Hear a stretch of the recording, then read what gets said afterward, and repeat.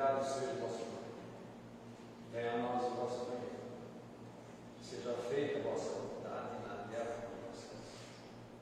O nosso de cada dia perdoa as nossas dívidas, na medida que perdoados aos nossos devedores. Não nos deixeis cair em tentações. É com muita satisfação que nós temos a noite de hoje aqui conosco, nosso irmão Edson, trabalhador da casa, que vai tratar sobre um tema especialmente importante para nós espíritas, a reencarnação. Edson, para a sua mais uma vez.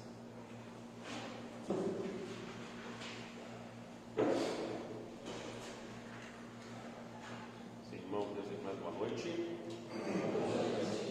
Também é uma satisfação muito grande retornar à casa, oportunidade que a casa nos dá, nos oferece, convidando, de trazer palavra para o nosso esclarecimento, tornar o nosso jugo mais suave e o nosso fardo mais leve. Essa é a nossa proposta na noite de hoje. E hoje, excepcionalmente, segunda e quarta-feira do ano, o ano ainda no começo, é oportuno a gente falar de renovação. E hoje a gente está trazendo aqui, para a sorte de todos nós, a solução para todos os nossos problemas. Inveja, dedo destroncado, dor de barriga, dor de cotovelo, arteriosclerose, né? Todos os nossos problemas, bexiga torta, desvio na coluna, solução de todos os nossos problemas. Hoje os irmãos saem daqui com a solução de todos os problemas, e o que é? É a reencarnação. Né? Fica mais para ter, mas quando a gente não fala o título, a gente fala o título depois. Né? Mas a reencarnação é a solução para todos os nossos problemas. Foi a idealização de Deus, nosso Criador, para resolver as questões atinentes à nossa evolução. Afinal de contas, nós todos somos criados simples e ignorantes. Pelo processo de depuração, então, reencarnando sucessivas vezes, nós vamos nos depurando. A grande maioria não reflete sobre essa questão que nós consideramos muito importante. Tanto que pontua-se, né? É o 4º capítulo do Evangelho segundo o Espiritismo. O Evangelho segundo o Espiritismo traz os 4 primeiros capítulos, são as bases, são os alicerces da doutrina espírita, sempre calcados nos ensinamentos do Mestre Jesus. O capítulo 1 fala, né, fala sobre as leis. Né? Eu não vim destruir a lei. O Mestre Jesus falando da existência de leis. Hoje nós conhecemos muito mais disso, leis da física, da química, da biologia e as leis de Deus. O 2º capítulo vai tratar da existência do mundo espiritual. Meu reino não é deste mundo. Novamente o ensinamento do Mestre Jesus, falando da existência do mundo espiritual. O capítulo 3 vai falar da pluralidade dos mundos habitados. Obrigatoriamente tinha que se explorar essa questão, alicerce da doutrina espírita, porque a época do Mestre Jesus não tinha telescópio. Então não tinha como, né, fazer exploração de outros mundos. Hoje, nossa astronomia, né, já enxerga muito a perspectiva de encontrarmos vida. Sabemos que temos vida, só não conseguimos encontrar ainda, mas os espíritos nos ensinam como isso se processa e como isso acontece. O Mestre Jesus pontuava isso há 2000 anos, no capítulo 3, explorado, né, há muitas moradas na casa do meu pai. Ficou em aberto.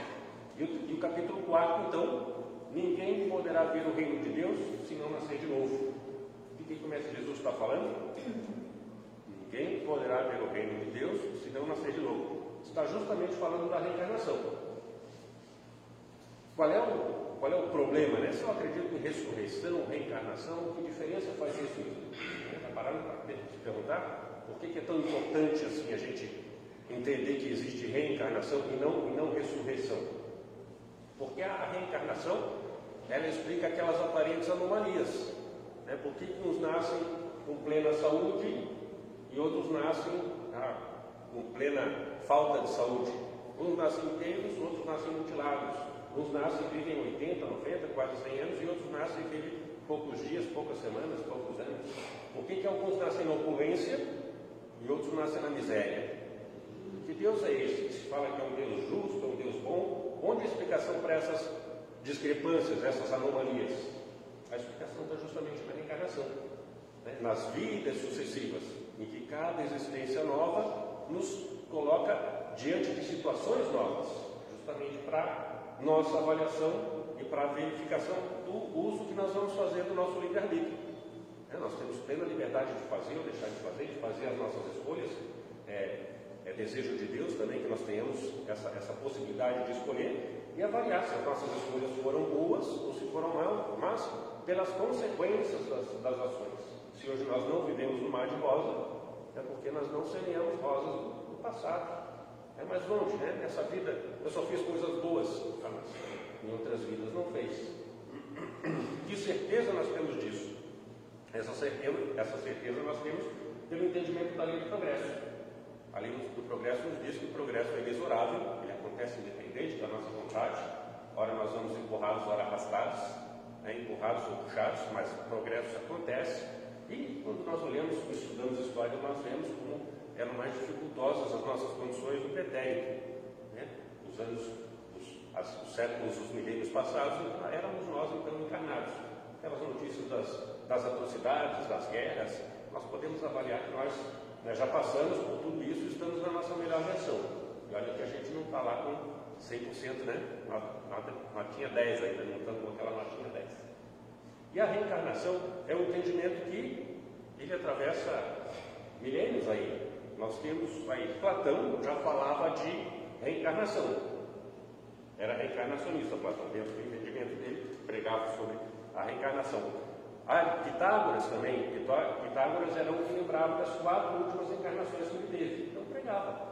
Me lembro das últimas 4 vidas que teve Pitágoras. Não eram espíritas porque espiritismo não existia. O fato é que a maior parte das doutrinas religiosas e espiritualistas são reencarnacionistas. A maior parte delas. Eles não podem chamar de reencarnação, pode chamar de roda da vida, pode chamar de diversos nomes, mas se trata especificamente da reencarnação. A maior parte das doutrinas religiosas são reencarnacionistas. Mas, para nós, especialmente aqui no Brasil, a religião predominante é a Igreja Romana, a Igreja Católica de Roma. Eles acreditam na ressurreição, eles têm o entendimento da ressurreição. Para quem estuda história, sabe como isso aconteceu. São fatos históricos, né? A reencarnação existia na Bíblia e ela foi retirada da Bíblia. E aí, então, naturalmente, se questiona se isso foi retirado da Bíblia, o que mais não foi retirado da Bíblia? O que mais não foi retirado dos Evangelhos? Daí a gente se põe obrigado a raciocinar sobre aquilo que a gente lê. É coerente? Não é coerente? Né? A ressurreição já se demonstra uma impossibilidade. Que prega a ressurreição? É ressurgir no mesmo corpo. Se a gente pudesse optar, né, papai do céu, não faz isso comigo não. Eu vou desencarnar com 105 anos de idade, né, com artrite, reumatismo, mais vesgo do que eu já sou, usando bengala, não quero no mesmo corpo não. Eu quero um corpinho melhor, assim, então, né? Ressurreição. Quando vai ser? Ninguém sabe. Onde a gente fica enquanto que não acontece a ressurreição? Ninguém sabe. E é só uma chance, não é? Os nossos irmãos católicos acreditam, a ressurreição é a unicidade da existência.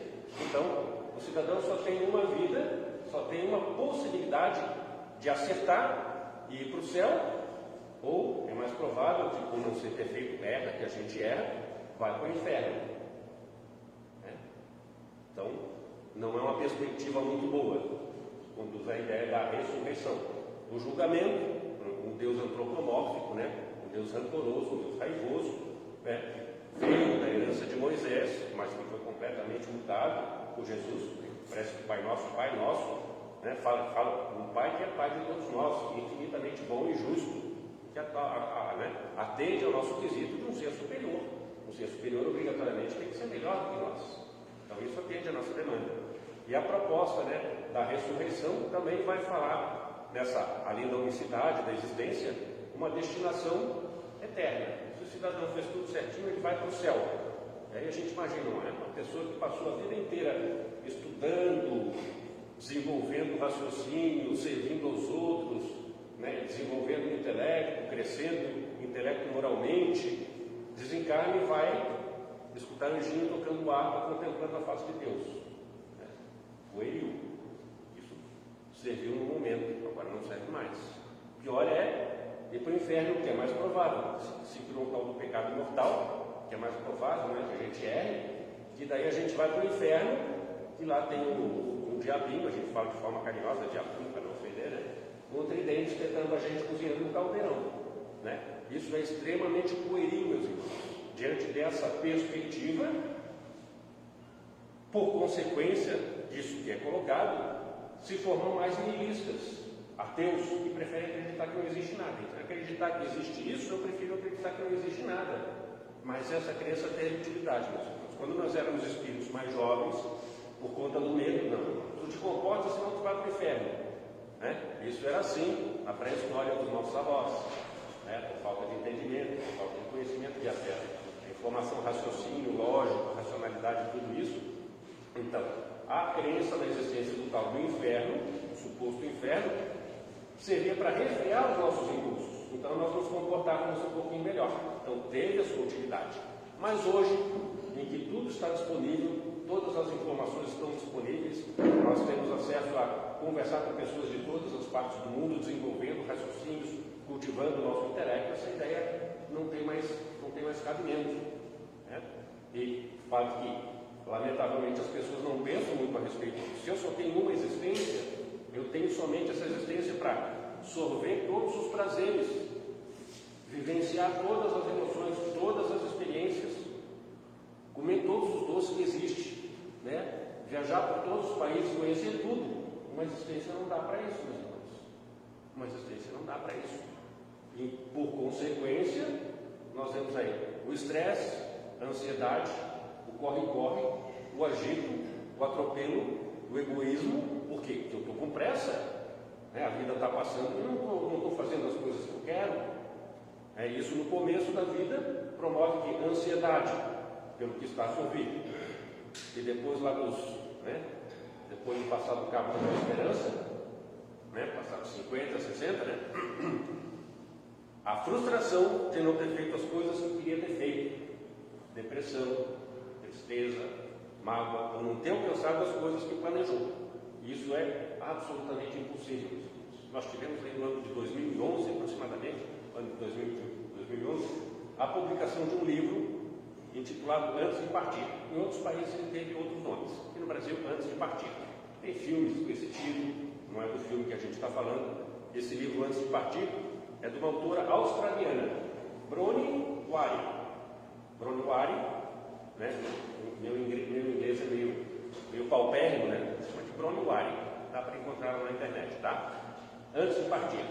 O que a Bronnie fez? Ela tem um blog no qual ela publica, né? O blog é um diário público. Ela vai lá e publica as ideias que ela tem, as experiências que ela viveu. E a Bronnie é australiana. Ela viveu muitas experiências. Foi telefonista, foi gerente de banco, foi vendedora, foi cuidadora de casa, mas ela disse que o trabalho da vida dela foi cuidar de pessoas em fase terminal. Pessoas em fase terminal que tinham algumas semanas de vida, que tinham alguns meses de vida, foi o trabalho da vida dela. E ela coletou as percepções dessas pessoas que estão condenadas, desenganadas, estão para morrer, morte iminente, morte próxima. E ela publicou então no blog dela os 5 principais arrependimentos dessas pessoas.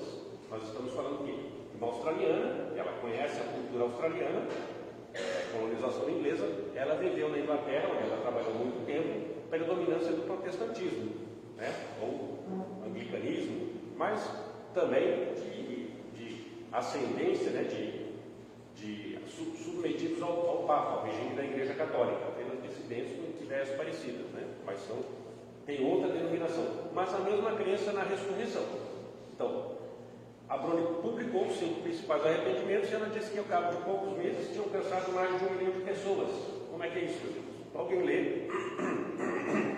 leu, achou interessante, passou para os amigos compartilharam, passaram para os amigos e assim a notícia se espalha. Poucos meses alcançou mais de 1 milhão de visualizações.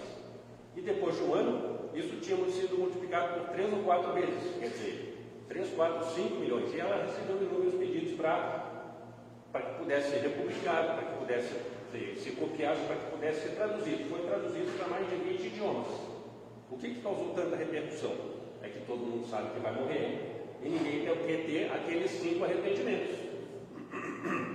Esses arrependimentos é outra palestra que a gente faz, tá? Só vou falar do primeiro, né, porque tem a ver com a reencarnação, tá? Assunto que nos toca.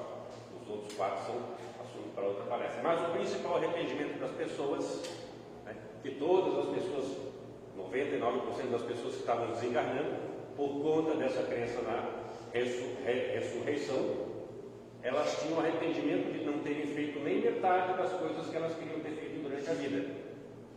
Pena que a Bruni não era espírita, né? Se a Bruni fosse espírita, ela ia dizer: meu irmão, uma vida só não dá para fazer tudo que a gente quer, mas não te preocupa, Deus é Pai, Deus é bom, Deus é justo, Ele vai te dar outra oportunidade. Ah, mas se na outra eu não conseguir fazer tudo que eu quero, tu tem infinitas possibilidades de reencarnar, tentar novamente, até acertar, fazer tudo que tu quer, né? Tudo que eu quero. Por conta da lei de causa e efeito, nós aprendemos que tem coisas que são mais convenientes, né? Se a consequência é boa, é porque a causa foi boa. E assim a gente aprende, vai desenvolver o nosso discernimento sobre o certo e o errado, que é um dos objetivos do nosso livre-arbítrio. Mas enfim, isso chamou muita atenção. Ah, mas 3 ou 4 milhões, 5, 10 milhões de pessoas é pouca gente comparado com a população do planeta. Mas comparado com a população de espíritas do Brasil, que é a maior nação espírita do planeta, é muita gente. 10 milhões de pessoas é muita gente. E que bom que essas pessoas tomaram contato com isso, porque estão interessadas em ter uma vida melhor, em buscar respostas. Como uma vida, né? As pessoas estão desencarnando sem fazer as coisas que elas fizeram, mas racionalmente não é possível. Qual é a solução para isso? Reencarnação. A reencarnação. Mas afinal de contas, meus irmãos, Jesus falou da reencarnação. Ele pode não ter usado esse termo, ou esse termo pode ter sido retirado da Bíblia, mas ele falou uma condição, né? Ele deu esse entendimento na narrativa de João, o apóstolo João, capítulo 3. É lá que a gente vai ver o título desse capítulo 4 do Evangelho segundo o Espiritismo. Ninguém poderá ver o reino de Deus se não nascer de novo. A narrativa de João, o apóstolo João, capítulo 3.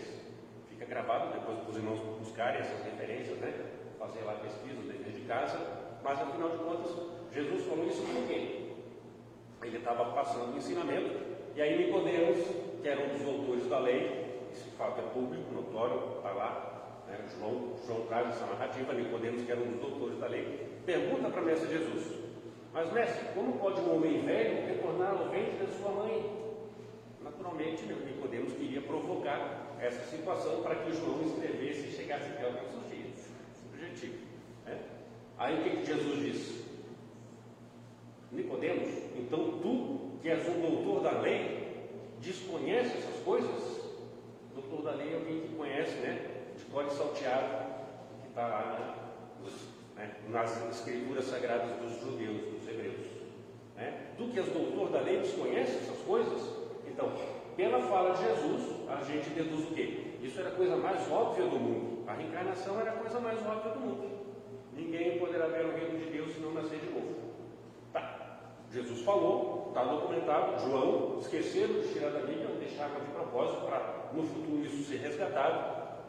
Mas quando foi que tiraram a tal da reencarnação da Bíblia?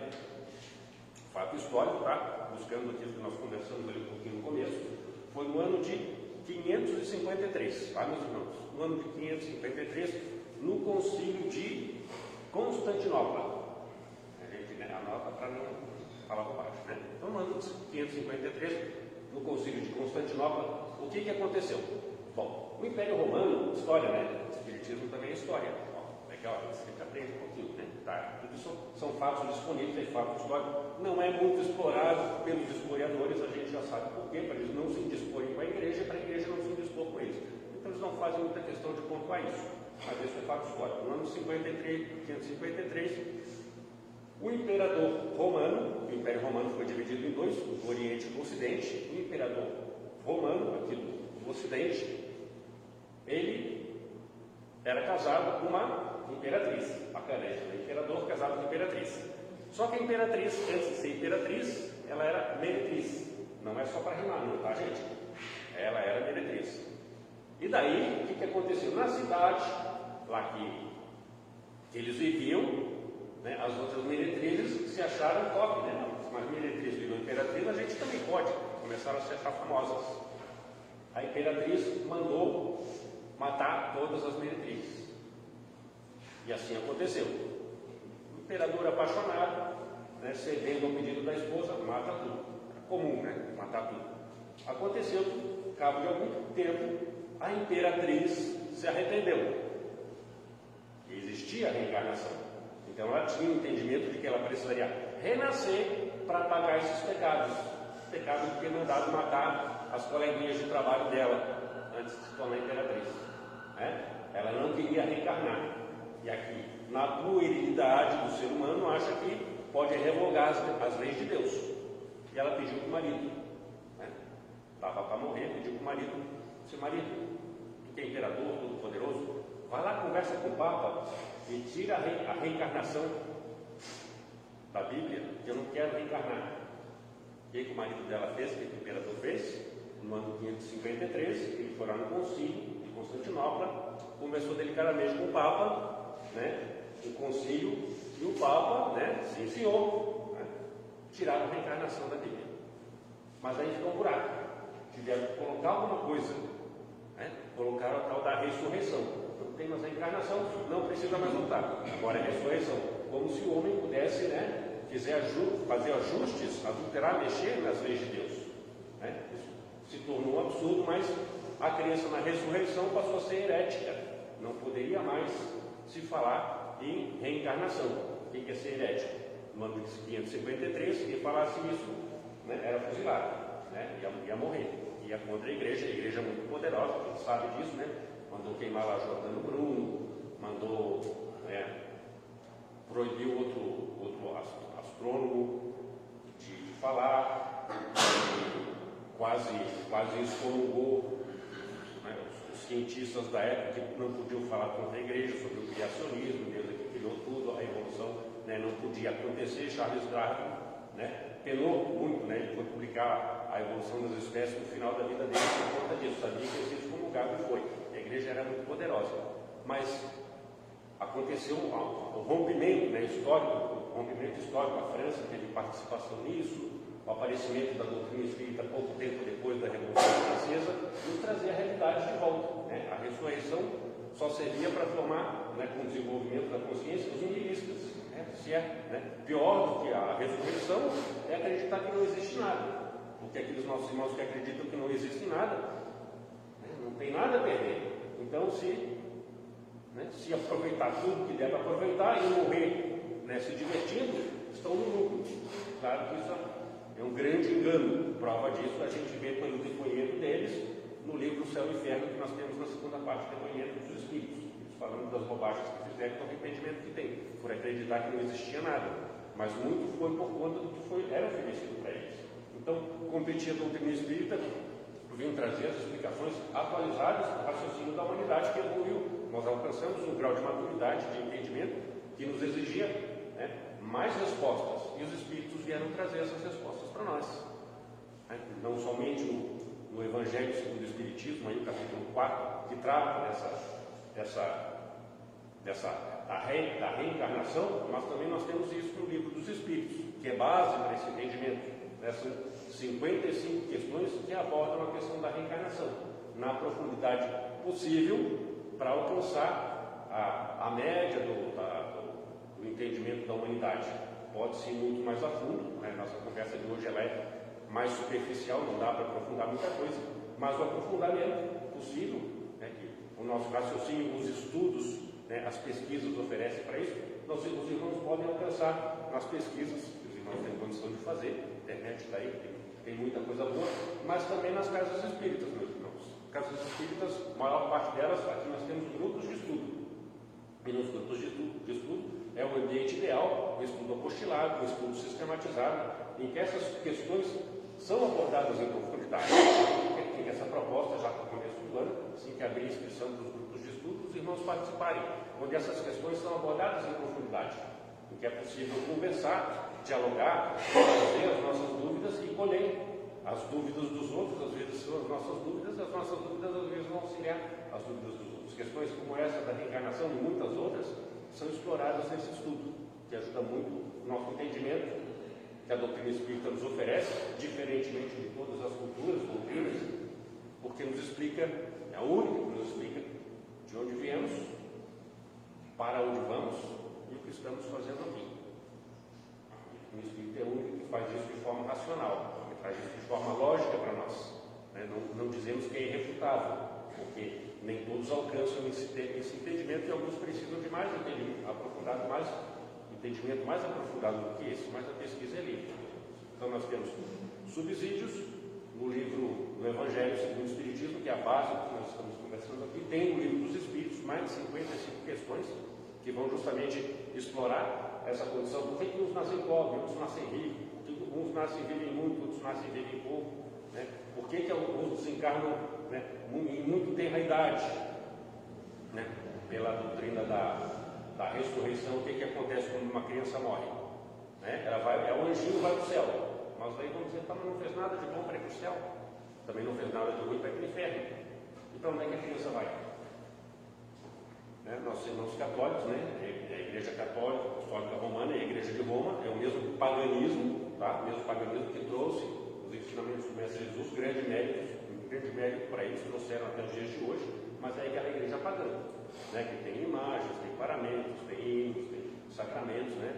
E Jesus não ensinou nada disso. Mas enfim, as crianças, meus irmãos, nós não estamos dizendo que na Igreja Católica não tiveram pessoas inteligentes, pessoas inteligentíssimas, enviados do Mestre Jesus para arejar, para melhorarem as condições, e melhoraram muito. A Igreja Católica evoluiu muito. Apareceu até um tal de purgatório.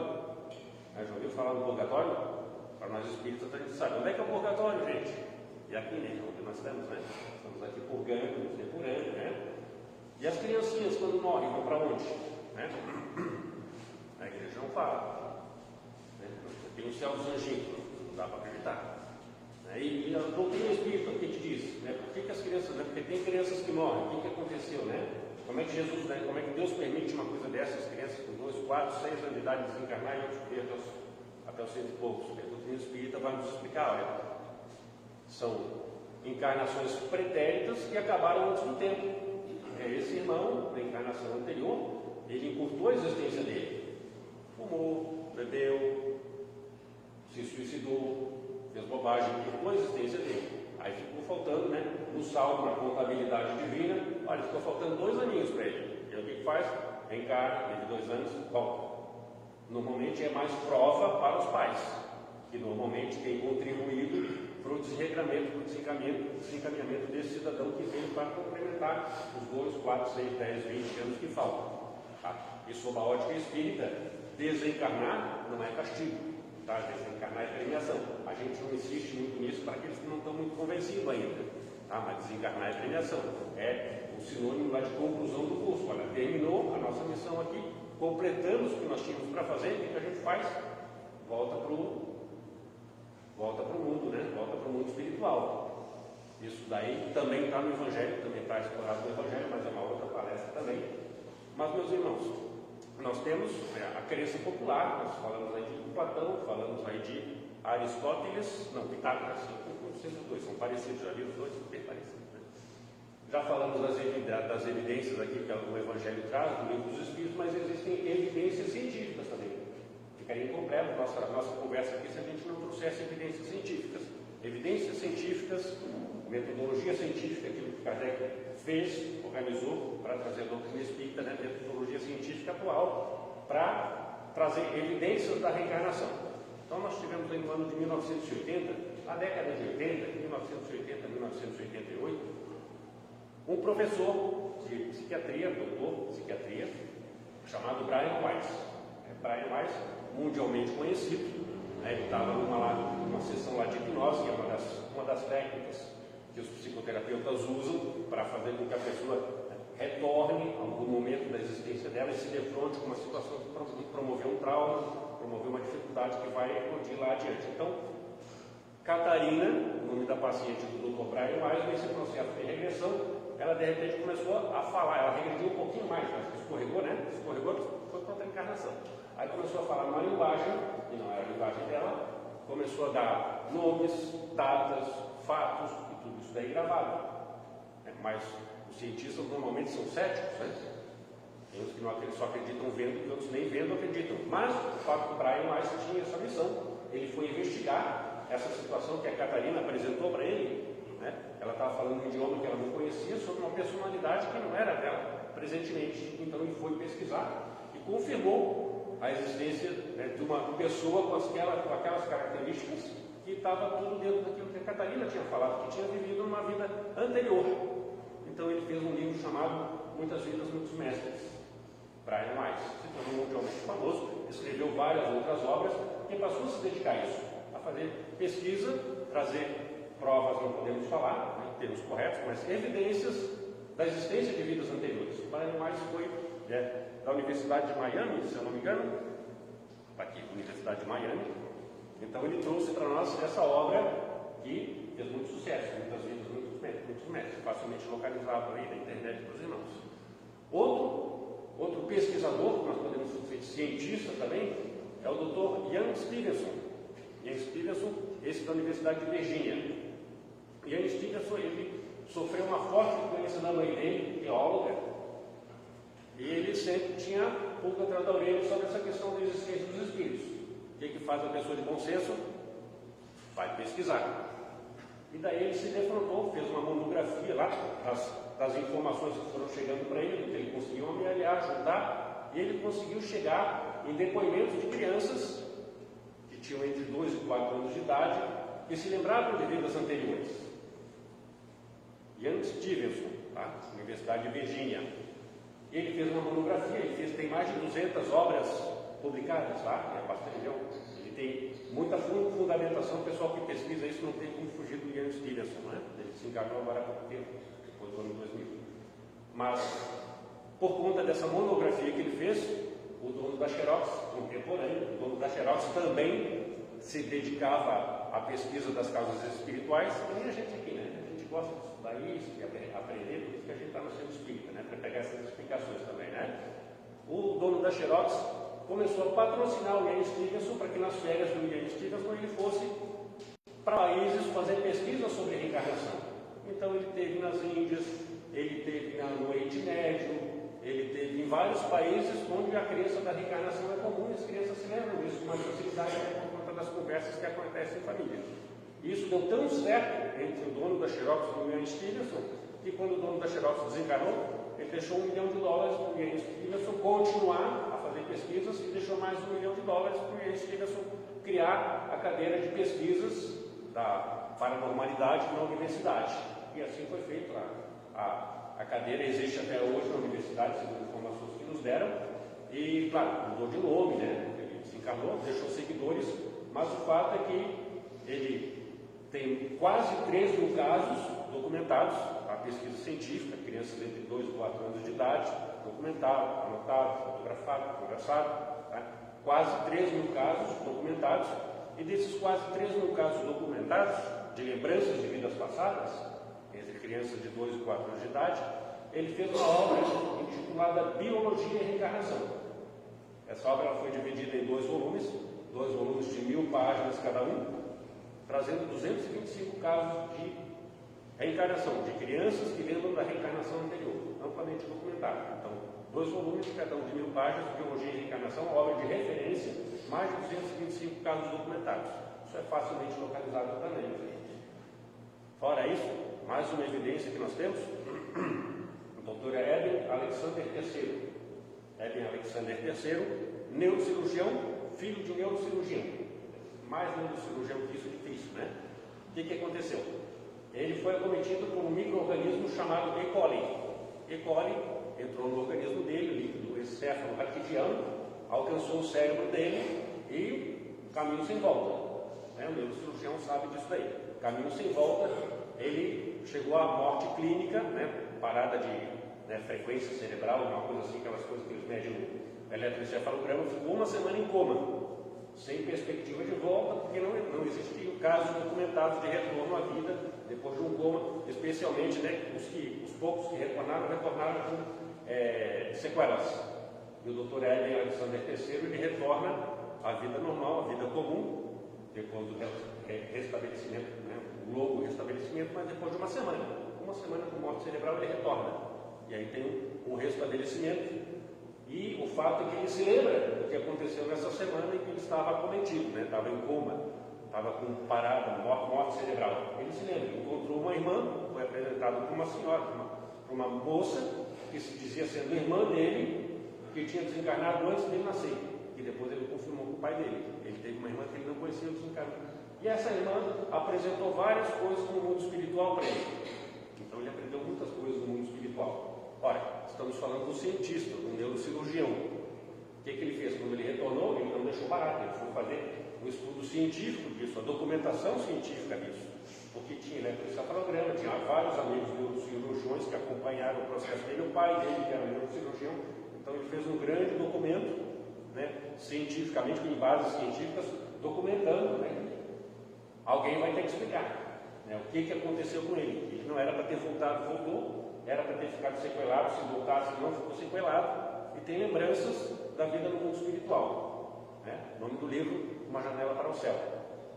Então a ciência, meus irmãos, está descobrindo a reencarnação. Por que isso é tão importante? Se não fosse importante, os espíritos não nos concitavam, não nos convocavam a trazer esse assunto, tá? Nós temos aí na missão dos espíritos, Evangelho segundo o Espiritismo, missão dos espíritos, está lá, ó, e de pregar. Entre as coisas para nós fazermos a pregação é o dogma da reencarnação, porque isso faz diferença para as nossas vidas, meus irmãos, naquele sentido de que o que eu não consegui fazer nessa encarnação, eu vou fazer na próxima. Se nessa vida eu fui tão covarde para não querer nascer milionário, na próxima talvez eu seja mais corajoso para nascer milionário, né? Posso nascer num outro país, posso nascer num outro planeta, vou passar por todas as experiências, né? Então, meus irmãos, esperança renovada. Nós estamos aqui recuperando o prejuízo dos erros passados, mas estamos semeando coisas boas, seguramente, com o nosso entendimento, com as nossas nações, para as vidas vindouras, meus irmãos. Então, que esse ano de 2025 seja recheado de boas esperanças, de boas intenções e de boas ações de nossa parte, com vistas a um futuro muito melhor. Para nós, para aqueles que nos servem, para o planeta, enfim, atendendo à vontade de Deus, segundo os ensinamentos do Mestre Jesus. Obrigado pela atenção, pelo carinho dos olhares, que nós possamos nos rever muitas e muitas vezes. Obrigado. Nós queremos te agradecer, Zé, pela palestra.